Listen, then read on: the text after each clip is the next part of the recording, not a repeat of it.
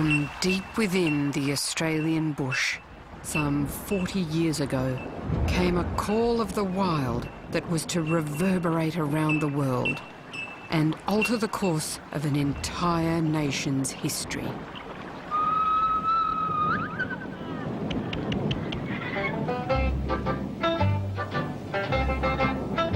Skippy was my favourite. He always saved the day. Good on you, Skip! Every night after school, 2 Vegemite sandwiches and Skippy on the TV. Go home, Skippy! Get Dad! The most intelligent Australian I think I've ever met. Skippy? Hold on, Skip, I'm on my way back. Oh, it was good. Educating for the kids. She's not just a kangaroo, she's a champion. 91 episodes sold in 128 countries, watched by over 300 million viewers a week. This is the remarkable story of how a crime-fighting marsupial became a superstar and helped establish an Australian identity that was embraced the world over. The land down under had arrived, courtesy of a kangaroo. What's that, Skip? You don't like to talk about it? But for us, you'll make an exception. Good on you, Skip.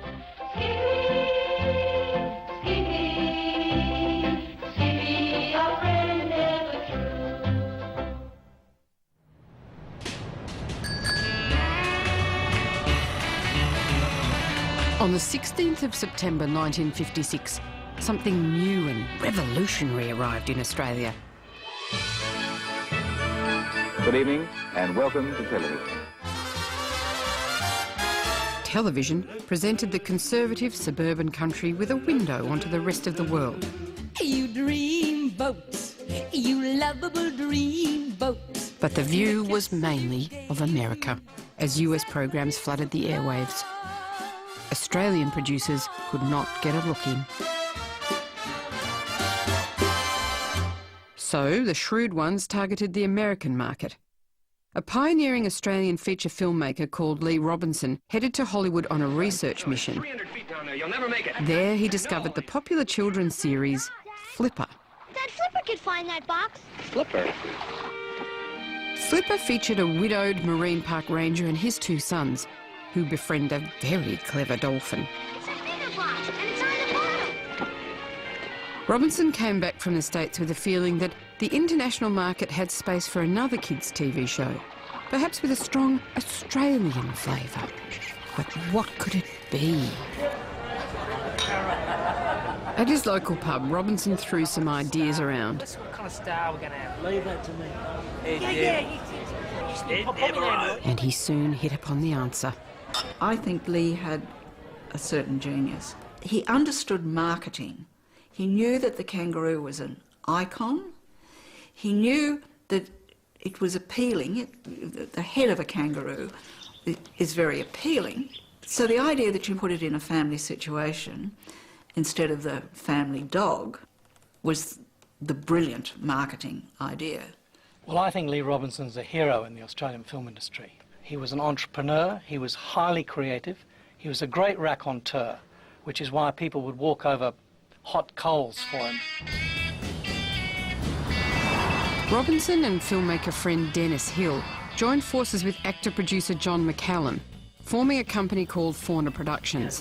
Did you get a budget estimate on the pilot, mate? Together they made the risky decision to finance a first pilot episode themselves. We had designed a series that we said we won't even bother to try and sell in Australia. I thought it would be so Australian and so laden with the sort of elements that we'd always looked in the feature pictures to have there as our selling factors for overseas buyers, that the Australians would give it the big thumbs down.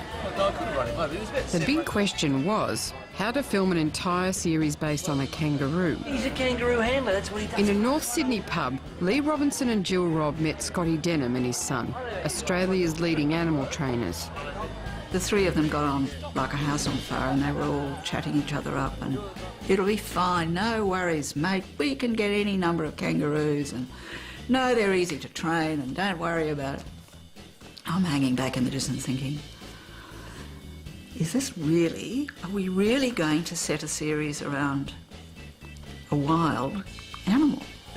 And I couldn't help looking at his waistline, which kept moving. And he could see me looking at the end of it, and he opened his shirt. He had a big python wrapped around his waist. And I remember thinking, this is going to be one hell of a ride.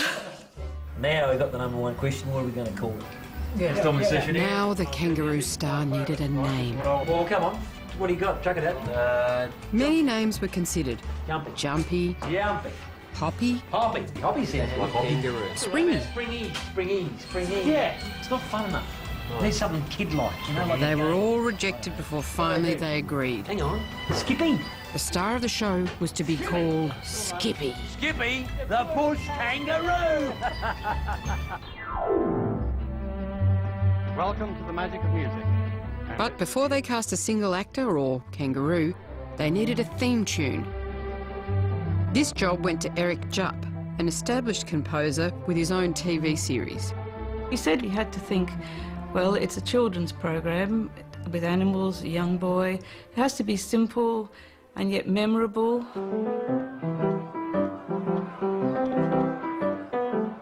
One day he was at a party with the fauna people and they asked him, well, Eric, how are you going? Have you got anything together for us? So he played what he'd put together and they loved it from the beginning. As soon as we heard it, we knew, that's it, you know, that the children would, it's very recognisable. I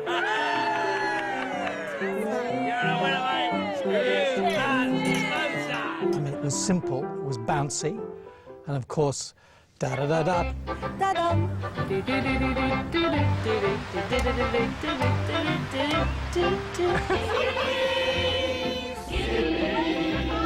Skippy, the bush kangaroo. Skippy, Skippy, Skippy, never true. With the name and the music now in place, it was time to push on and make the pilot episode. Mark. 95, take one. Action. Hi, mister. Alongside Skippy, the show featured a young boy called Sonny Hammond, a role destined to change the life of whoever got the part. It went to 9-year-old South Sydney boy, Gary Pankhurst. I think Sonny was very similar to myself. He was sort of outdoor, loving, outgoing, liked getting into mischief, was game to try anything once type thing, and I think I naturally just fitted into the role and I suppose did look quintessentially Australian by the very fact that I was comfortable in my environment. Skippy! Skippy! Go home, Skippy! Get Dad! Hurry! Yes, I'll wait for them here. The other main role went to seasoned actor Ed Devereaux, who played Sonny's father, Head Ranger Matt Hammond. That explosion we heard, it was a jet plane. The Air Force think the pilot parachuted into the park. Are you coming with me? No, you go with him, Mark. I'll go down and work along the river. Let's get it, Mark. Young theatre actor Tony Bonner was cast as the spunky flight ranger Jerry King. Tony Bonner. Oh, what a legend. The pilot. Yes. Everyone fell for him. Oh, he could propel my propellers. Great to see you. The character interests me because he was a helicopter ranger and I hadn't played that kind of character before. So the personal side of it interested me. I have to be honest, the family, fuzzy, sweet and soft aspect of the show was not my primary interest. He's in trouble. His car's broken down. He can't get to the show. Is that it, Skip? Come on, Skip. We haven't much time. Sonny's older brother, Mark Hammond, was played by 18-year-old Ken James. I was prepared to do anything, and my own stunts. I remember coming back to Fauna Productions back in Sydney one day after a long day on the set, and the editor greeting me at the door saying, "You are crazy. You are mad." I said, what have I done? He said, "What we understand the rushes of you jumping out of a helicopter into the water where sharks are and being pulled through the water by a jet boat." I said, "Yeah." But also our director said, "If you do your own stunt, I'll do a close-up."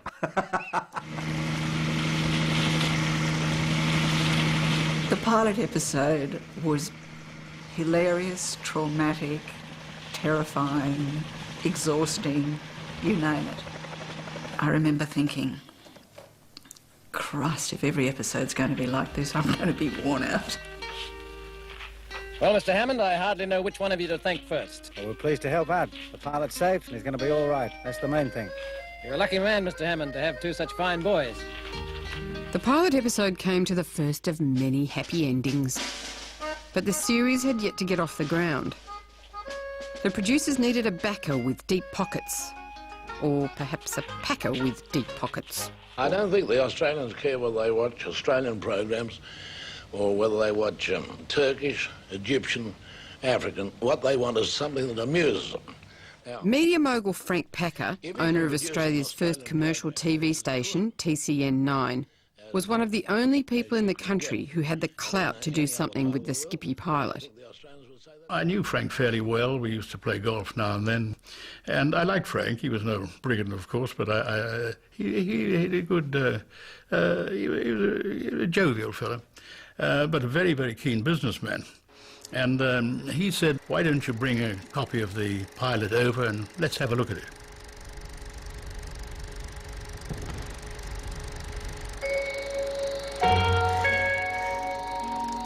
The three directors of the company, Bob Austin, John McCallum and myself were there. And Frank is looking at the pilot, and the sound went off. And I said to Frank, Mr. Packer, can we stop it and I'll get the sound fixed? He said, no, it's all right. He said, I can see what's happening. So it went on for about 3 or 4 minutes with no sound. And then it got right again, and it went for about another 5 or 6 minutes, and then the picture went out. And it happened to go out while dialogue was going on, and I said, well, stop it and fix it. No, he said, I can hear what's going on. And he really only saw about half the picture, or heard half the picture. At the end, he turned around and he said, I like it. I'll take as many as you make. How much you want for it? So I told him, I thought of a figure, and he said, all right. That was a handshake, no signature at all. And he said, none of this option business. I'll pay an initial fee, and that's it. Well, now, he didn't know, and I didn't know, that he'd played Skippy for 25 years, which he did. Mark. Action. I don't care who gave you permission, Doctor. There'll be no cages erected in this park. It was May 1967, and Lee Robinson finally got Skippy the Bush Kangaroo into full production.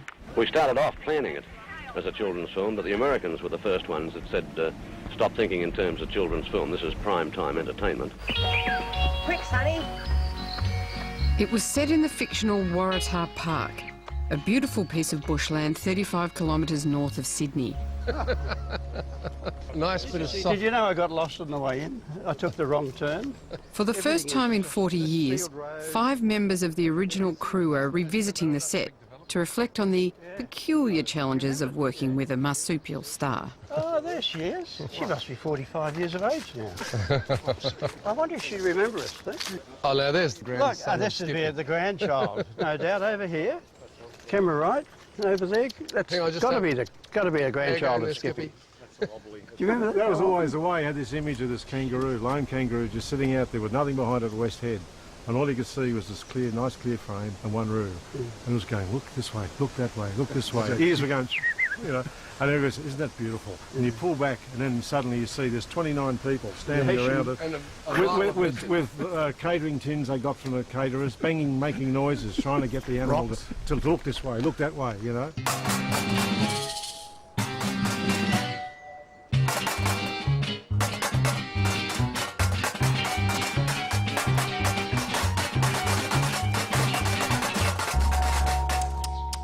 What's that, Skip? Those bloody tins really did your head in. You think you might have a mild case of post-traumatic stress disorder? While Flipper had been able to play on the reputation of dolphins as intelligent animals, until Skippy bounced into view, kangaroos did not enjoy such a reputation. On the pilot, we knew nothing really about how they would behave. And we only had one rule, which has a brain the size of a pea, you know. They're dumb. Very dumb. Dumber than sheep. Yeah. Dumber than sheep. Dumber than sheep, yeah. Dumber than sheep. I don't think kangaroos are the cleverest animals, no. As I said, conditioning is a big thing. And yeah, I'd imagine being on the set of Skippy would have been one big effort. I've been working with kangaroos for about 8 years now. just living with these guys day to day, it's hard enough trying to, you know, keep them in their own pen and look after them, let alone trying to make them do stuff for cameras. Scotty Denham, the animal handler, was in fact originally a dog trainer. And he told me very early on in the piece, of course, you can't train a kangaroo. So basically the kangaroo was put in its sack, its Hessian bag, where it was quite happily sat there, and brought out just for the shot. So it was still a bit dazed more often than not when it came out of the Hessian bag. And that's what we would do. It was still dazed enough not to know what was going on, so it wouldn't run off, because kangaroos will quite normally run off, you know, they'll just go for their life.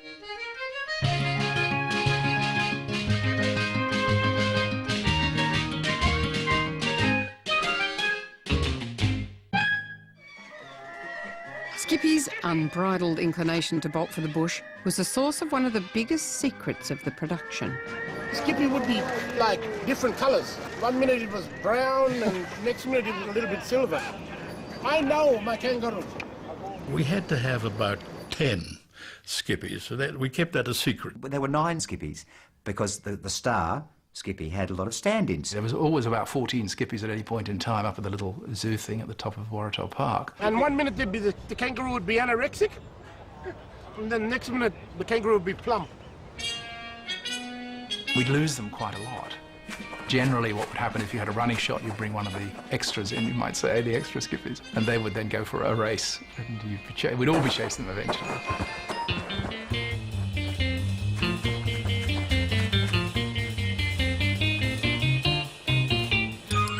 What's that, Skip? The cast and crew couldn't really keep up with you? Because you were a method actor.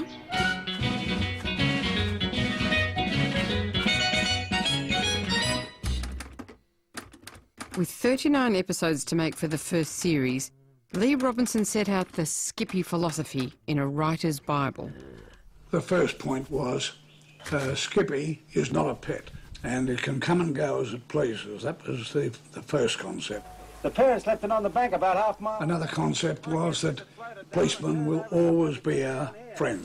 Well, the sooner we get started, the better.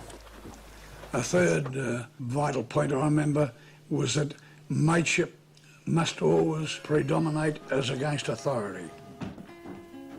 You know, Dad, even if they are crooks, having good mates is very, very important. And the key to it was that the little boy had all this wonderful country to roam about in, and the whole concept was always to have the feeling that he was free to roam the country, knew the animals and so on. Freedom and a wildlife element were part of it. Come on, Skippy! Skippy is the intermediary, as it were, the guide to the natural environment by becoming something that is a native animal and on our side at the same time. In some ways, Skippy does represent the return of the lost child. You know, so that the bush is now giving something back to the settler, and perhaps for the first time. But not everyone was sold on the idea for the show straight away. Skippy! Even some of the writers had their doubts. Skippy! When I first heard that the star was a kangaroo, I thought it was a bit silly. But because I didn't go for flippers and talking horses and all of those things that were on television. But kangaroos then were considered to be pests, and I always thought that was terrible. So I just thought, oh well, the kids will go for this, and it'll make them think twice about their native animals. And whatever Skippy did after that was okay by me. It won't last long, Mr. Koala, if you go walking around on the road. One of the things that really set Skippy apart from other marsupial actors was her no-nonsense straight-talking.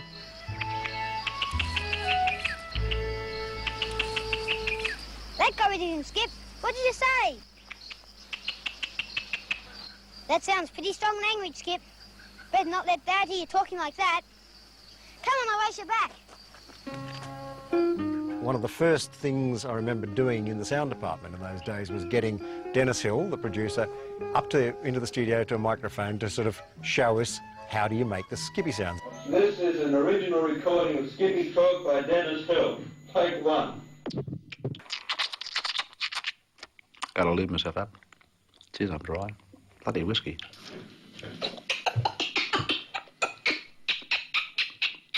I don't think we used those. We had those too.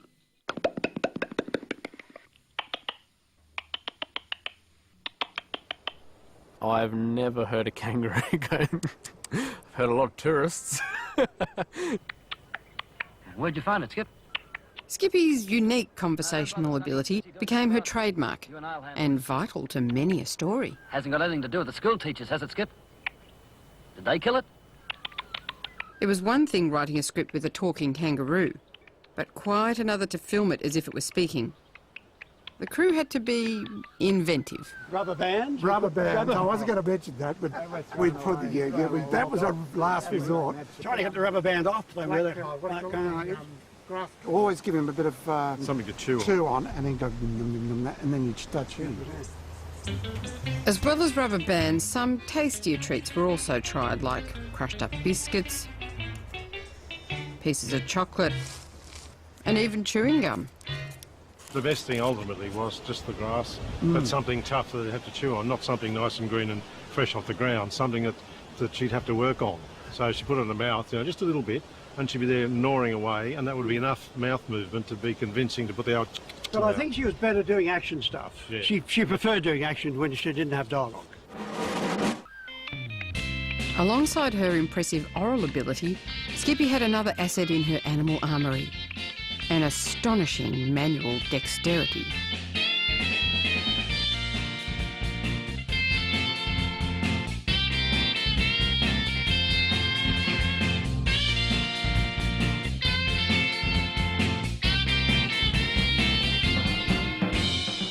They have elbows. Now the drum kit. Play the drum kit. But they have elbows, and so what you had to do is you could get behind them, and if you only shot there, whoever was operating could go like that. Yeah, that was the live room. Yeah, well, live room. Live room. Live room. And the Nile will be, somebody would be holding the real arms back like that, and you'd have the other arms like that. Or you could use the live room if it was a docile one, and just get up under the elbow they have. As long as the camera kept framing from there down, as long as you could get your hands and just move the elbow, they'd be going like that over the key. They were very successful at playing the piano. Yes. They were very successful at handling the controls of a helicopter. You can see they're pretty much all nails. There's not a lot more to them. And making a phone call. As far as untying knots and stuff like that, I've never seen it happen. Speaking into the, and dialing a number on the phone. And that's about all their calls are good for. The old the scratching, that's about it. They made the series. That's what we had. And we had people dedicated, enjoying doing it. We had a lot of fun doing it.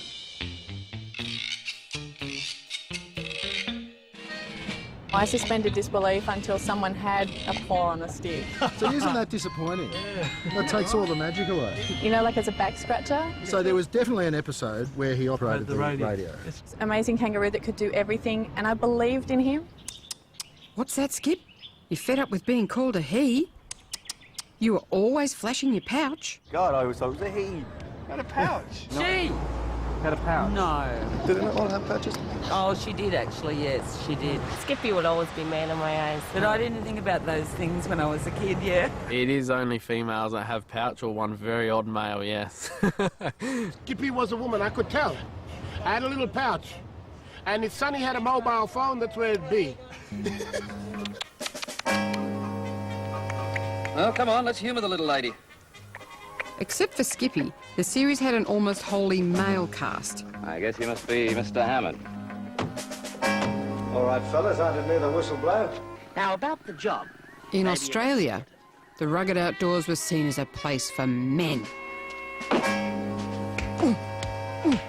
The girl's got some kind of examination coming up and they don't want her to miss it. It wasn't until episode 9 that the producers decided to experiment. She's going to live here. What? Oh, no. A girl here?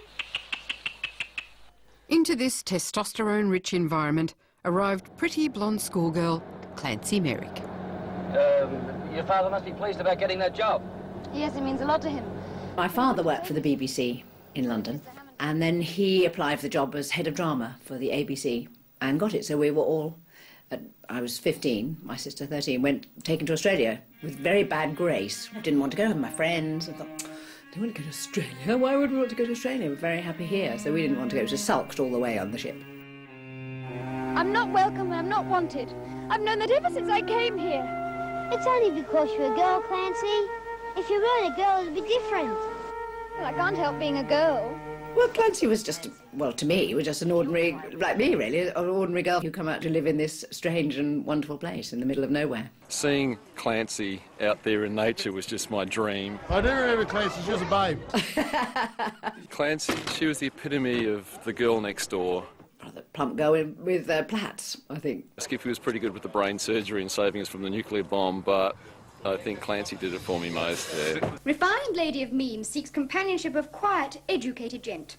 Not only was Clancy a girl, but she also spoke in a clipped English accent. View Matt means she wants to find a husband. It was completely fine then, because I don't think the Australian accent, apart from real ockers out in the country, was as pronounced. I think everyone then wanted to sound as though they were English. And it was still the days in Australia, of course, when women wore hats and gloves to go out to lunch. And it was also the time when Jean Shrimpton came and caused a huge fuss at the Melbourne Cup by wearing a miniskirt. And of course, in that moment, all the girls in Australia wore miniskirts. What's all this? The combination of Clancy, the boys, the helicopter, and Skippy, of course, hit the mark perfectly. In Australia, when the first episode went to air in February 1968, audiences loved it. For all sorts of reasons. Hello, Matt Hammond speaking. That telephone on the dashboard of the station wagon. And what more could you want as a young Australian child? And it's all I ever wanted when I grew up. Because you'd run out into the bush looking for Skippy because he was there. And where's Tony Bonner? It was real to us. Oh, yeah, he was a bit of a sponge. Mum! Surprisingly, Skippy caught on internationally before it did in Australia. In Britain, it first aired on ITV in the Midlands in the autumnal gloom of October 1967. Where's its mother, Skip? Koalas don't leave their babies about. I remember it from the UK as a child. It certainly didn't put me off living in Australia in any way. I first watched it in the UK. It might have influenced me to come to Australia. Yeah, well, that was my first calling. Yeah, Skippy. It was a good advert for Australia. It was cold and grey in England and I just needed to find Skippy, so I came to live in Australia. I did love Skippy, but she wasn't an influence in me moving to Australia. One expat Australian academic came upon Skippy by chance in a cold, wet Britain. It was one of those dead moments, and I kicked on the television, and there was Skippy. And I watched it absolutely hypnotised, because it was very sunny, and there was a cobalt blue sky, grey vegetation, ruddy brown rocks, and that was what I was staring at, just staring at it, because I don't think I even realised how homesick I was until I saw those tree shapes. There were all kinds of things about it that were totally unbearable, but the landscape and the light. Ironically, the natural filmic charm of the Australian bush was being recorded by English directors. There was still a feeling, I think, we couldn't do it ourselves. We had to have English directors. Australians weren't good enough, or they weren't experienced enough, or something like that. Talk to him, guys. Say hello to Skippy. That's it. Look as though you like him very much. That's it, good boy. Try and enjoy it. Take 4. Somehow or other, the Englishness in them showed the Australianness in us, and so it often takes someone from another country to see the beauty of this country. And I think that, I remember Max Varnell used to want to do wide shots all the time, and we used to call him Vista Varnell. And the wider the shot, the happier he was to get that bushland in the sky and the red dirt and what have you.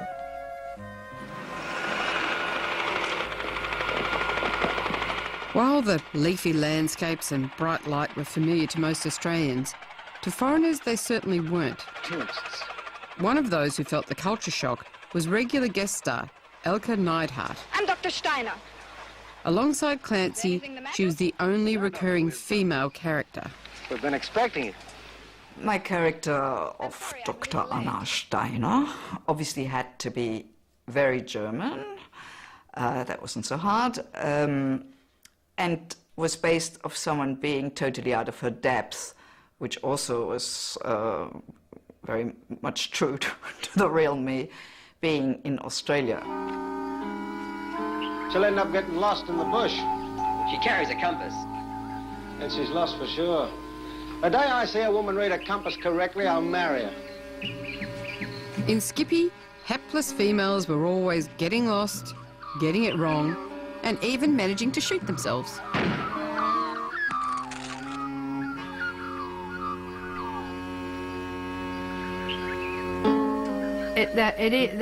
What can I say? I can't say anything, but it's obviously awful. It belonged to a past era. It was a 50s, 60s series, not a 60s, 70s series. And for the women working at Waratah Park, these were rather unenlightened times. The guys were really tough to the women. They put us down constantly and, you know, to toughen us. I think it was like, you know, you had to prove that you could take it. You had to grow a thick skin, and I did. The cameramen often amused themselves by surreptitiously filming the girls. Women weren't allowed to wear, definitely not jeans, definitely not trousers. You had to wear a dress, you had to wear a skirt, and there could be miniskirts because that was the period of miniskirts, and so you were actually quite indecently dressed quite often, these absolutely minute miniskirts, myself included. But on Saturdays, you were allowed to wear slacks. Not jeans, not trousers, slacks.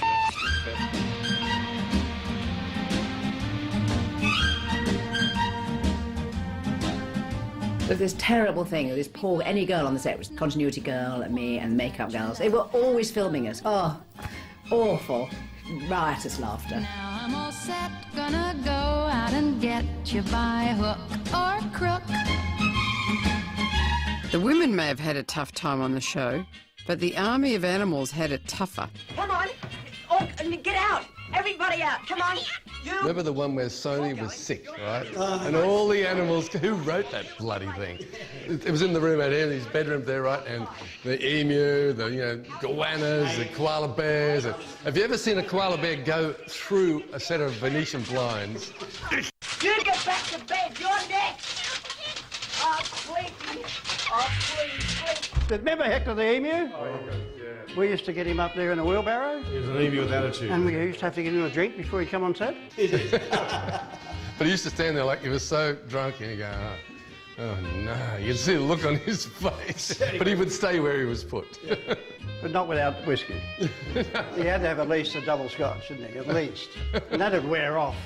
You know, it was all right for rehearsals. And then when we get to the real takes, we had to give Hector another drink.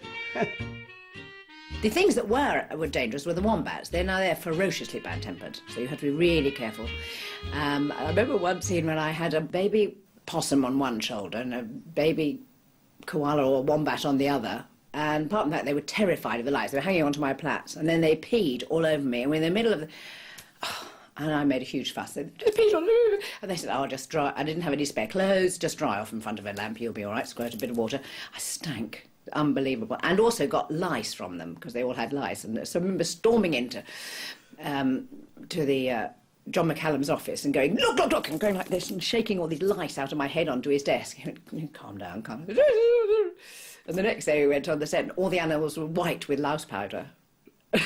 On a 1 to 10 scale of, you know, difficult shooting, I always use the episode of Skippy with the hot air balloon, right?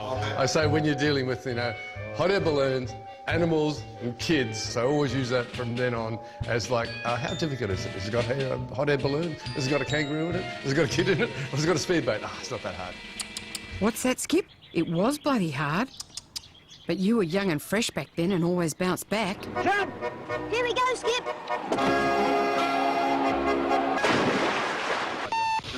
For the crew, it was not only children and animals they had to deal with, but also the extreme heat. It used to be so hot in here. Remember how hot it was in here? I remember, like, you know, you're operating and looking at, oh, what the hell is... And there was the boom swinger dripping perspiration down onto you. You go, yeah, gotta stop it. God, he had a terrible time because those days they had to have booms, you know, with the mics and filming in the house. This poor guy up a ladder, I remember one day, temperatures of 40, 45 or something, and he suddenly fainted. I mean, it was extraordinarily hot. Not all the time, because in the winter, of course, it was all right, but in the middle of the summer, it was... And there was one time, remember, where there were bushfires all around us. And it was so bad, the bushfires, that they said, oh, well, we better go inside then, because we can't film outside, rather than leave the area, which would be the sensible thing to do, because literally the sky went black, so we went and did interiors.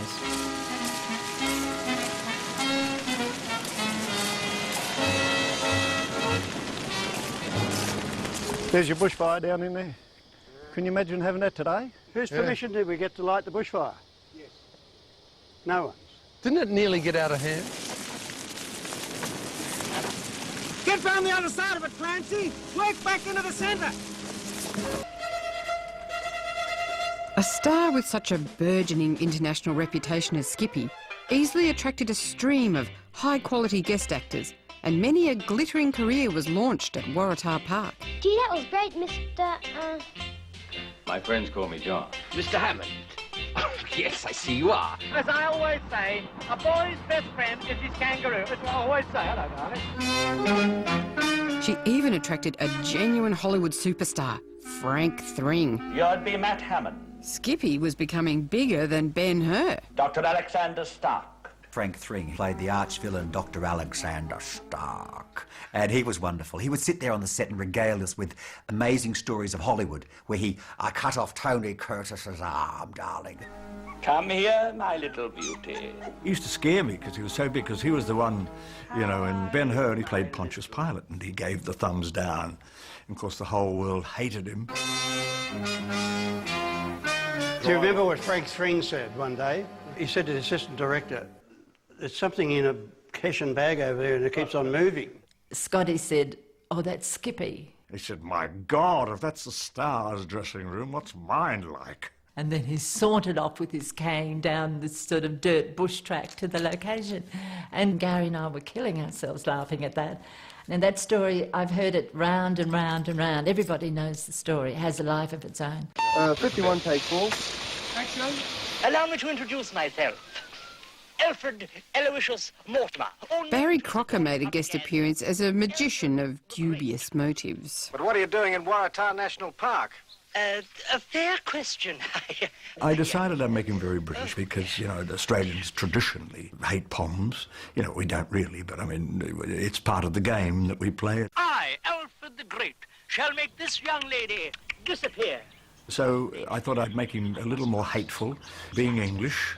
He's quite a nice chappie, really, just that he was a thief, a shyster. Aloysius! No! Elio! Ta-da-da!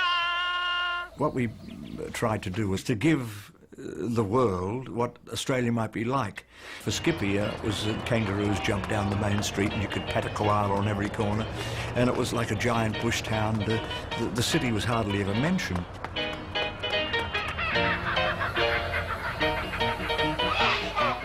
Skippy was the first series internationally to put Australian characters and Australian settings on screen with confidence, in a way that rang bells with people around the world. The confidence building of this we can do it, I think was critical in many areas of the lives of people who worked on Skippy, not just in film and television, but in many other ways.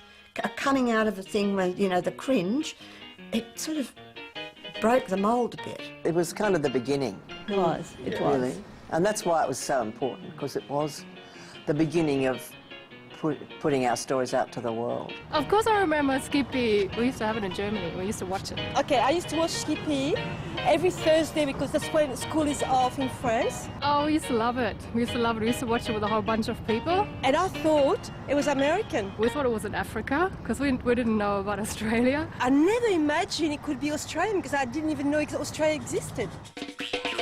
By the time the second series went into production in mid-1968, the formula of a heroic kangaroo, endless Aussie sunshine and simple stories with happy endings was working everywhere. Tu dis ça parce que tu es une fille, Clancy.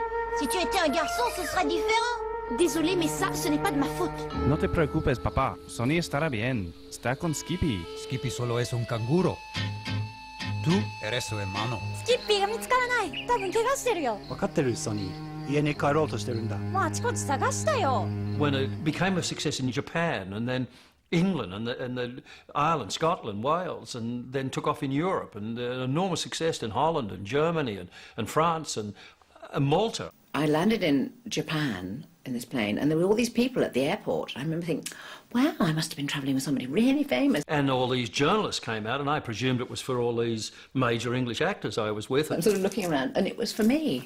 It was absolutely staggering. And they came through all these people to me. We met with limousines and taken to meet the girl who did my voice as Clancy on Japanese television, and so I thought, wow. It was huge. Everywhere I went, I was recognised everywhere. Well, almost everywhere.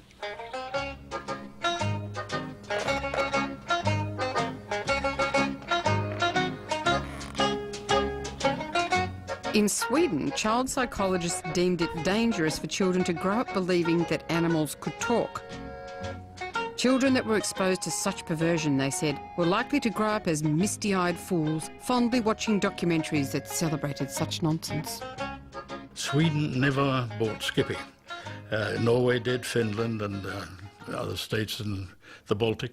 And I phoned up the leading television station and said, why, it's a success, but you turn down every time our agent suggests Skippy. They said, we don't want our children thinking that animals can do what they really can't. Well, there was a point of view. I said, what about cartoons? They do everything in cartoons. Oh, we said that's different, but yours is a reality film.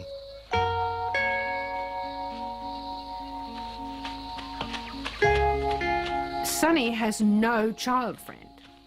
Now, if I were a Swedish psychologist, I would say that's the significant part there.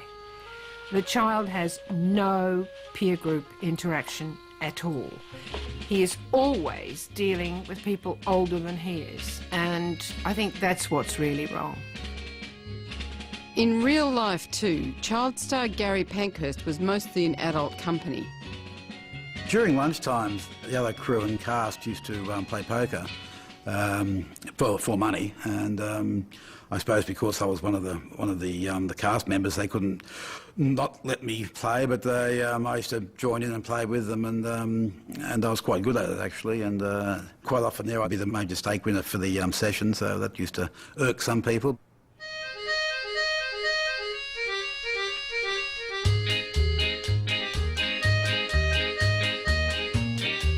Popular worldwide and with a clear star of the show, Skippy was the perfect vehicle to pioneer a marketing campaign and cash in on merchandising, an entirely new concept in Australia. Skippy fans were able to actually collect Skippy items. Some still do. Well, it all started with this plate. I remember having one when I was very young, and just sort of wanted that reconnection with the show. There was quite a lot of stuff done at the time, not just in Australia, but also overseas. There's books from Spain, books from Germany, France, jigsaw puzzles from Amsterdam, jigsaw puzzles from England, magic slate from America, cards from Germany, money boxes, ashtray, T-shirts, cups, talcum powder too, which I believe is from Avon. At least I think it's talcum powder. What's that, Skip? You never made a set out of those bloody plates. Oh, you wish you'd played Darth Vader instead. The merchandising helped build Skippy into a cult hero, and she and Sonny went on tour throughout Australia, making live appearances in every capital city. The freckle-faced kid and the kangaroo drew more people than the visits of the Queen Mother and US President Lyndon Johnson combined. When you see the crowds of people who actually make an effort to come out and to meet you or to see you, maybe just a fleeting glimpse in the distance type thing. I said we used to sort of stop streets and cause traffic jams and that sort of thing, and that was quite amazing. I probably found the public adulation, I suppose, a little bit overwhelming. I didn't really think that my character sort of warranted, this sort of star treatment type thing that and people's reaction to you. Come on, Skippy. Kangaroo!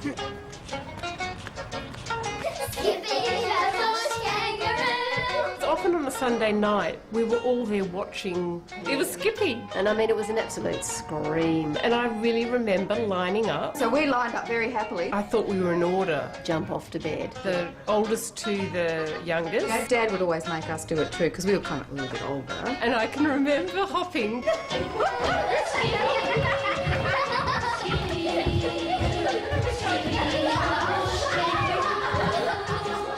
The end of 1969 saw the world premiere of Skippy and the Intruders, a feature-length movie. And on TV, Skippy was now being shown in 128 countries, translated into 25 languages and watched every week by a global audience of over 300 million. This huge audience gave the producers a loud voice when tackling more complex subjects, such as Aboriginal stories. It's all right, Sonny. These people will never hurt you. Would your son be humbled? Live with my people. No. Lee Robinson had absolute respect for Aboriginal people. He'd worked alongside them. He admired their affinity with the land. He respected them as people. He respected them as an ancient culture. It was part of Robinson's background. It was part of the way he thought. It was part of the holistic way that he thought about Australian society. So it doesn't surprise me that he would have had Aboriginal characters included in the Skippy storylines. Force has many faces. You talk away my people with fine clothes, clever toys, with wonder. Do not speak to me of force. I cannot deny what you say, old one. I can only promise you it will not be so with Moon. In 1967, the same year as Lee Robinson was writing these scenes, a referendum was held in Australia. It finally gave Indigenous people the same citizenship rights as white Australians.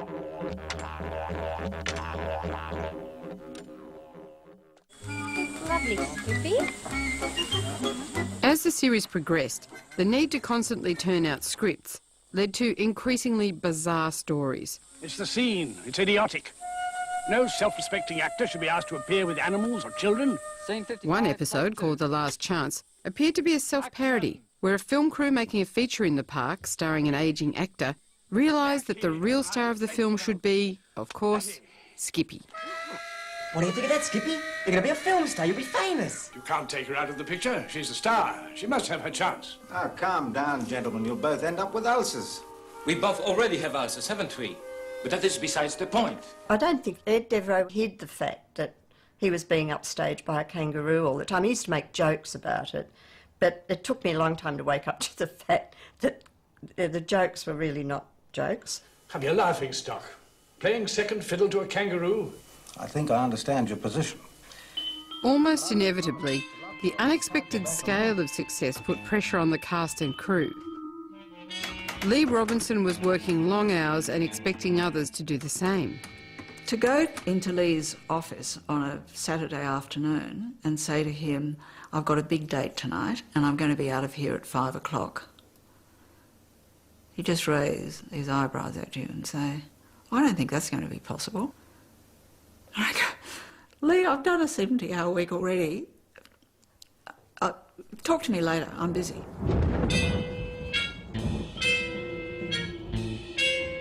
Long hours, remote locations and tough working conditions were taking their toll.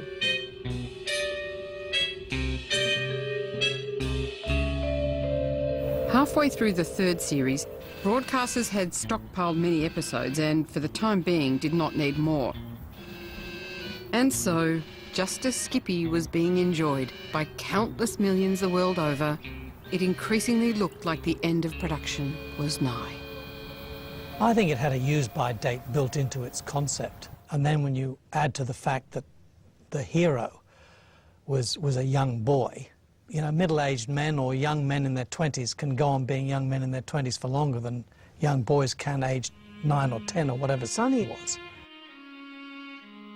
Well, I think when Skippy came to an end, I was very disappointed. I was quite upset about it because even though it was hard work, I enjoyed doing it, and I wasn't fully aware of the circumstances, but it seemed to have ended just all of a sudden.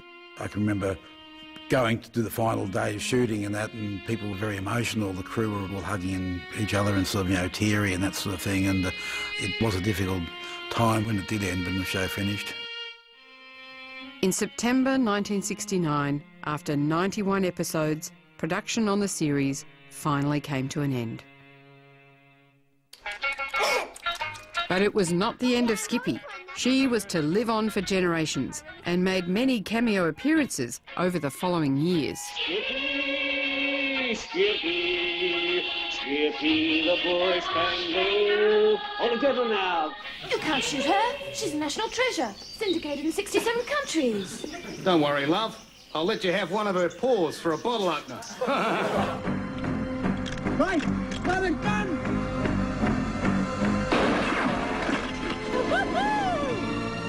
Good one, Skippy. Let's not concentrate on your opponent. More recently, Skippy's psychotic cousin Skipper even got on a trendy contemporary show.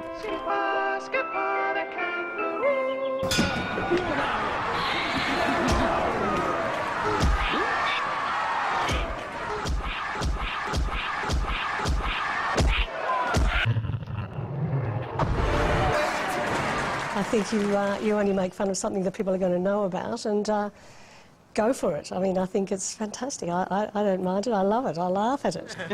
I love Skippy. Skippy has now even entered the vernacular. In New Zealand, and I was studying, the very first Aussie friend I met called me a curry muncher, so I called him Skippy. So from then on, we called each other Skippy and Curry Muncher. Oh, no, cool. Like, my white mate Skip, yeah, it's just like, if they're like real redneck type of thing, yeah, so they always Skip, that's all. There is no chance of putting Skippy to bed. You've only got to go to YouTube and find that Skippy is alive and well. There'll always be room for fairly uncomplicated entertainment for people basically wanting to escape. And Skippy was escapism, and it offered that escapism to people around the world. I'm extremely proud to have been involved in it. I've worked with young people and tell them I've worked on Skippy, and one woman said to me, "You are a legend."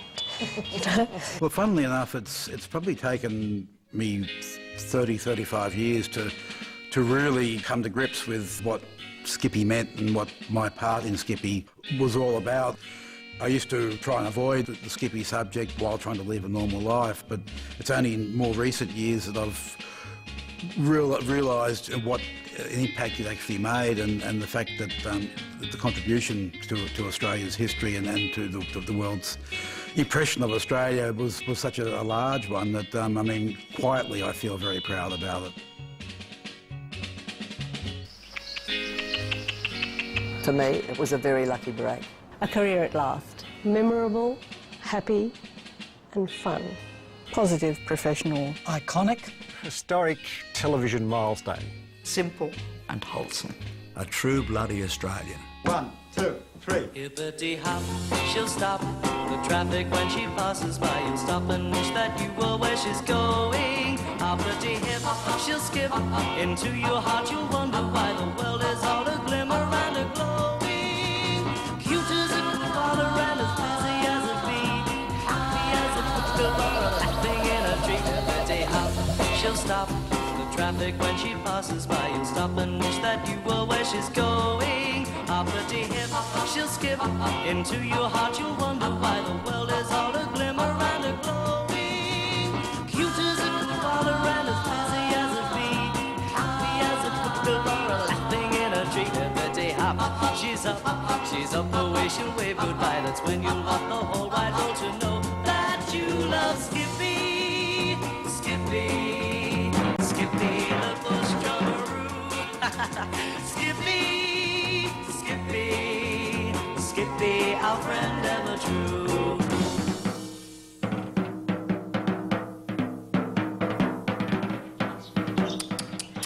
What's that, Skip? You're exhausted after all your heroics. Totally stuffed. Good on you, Skip.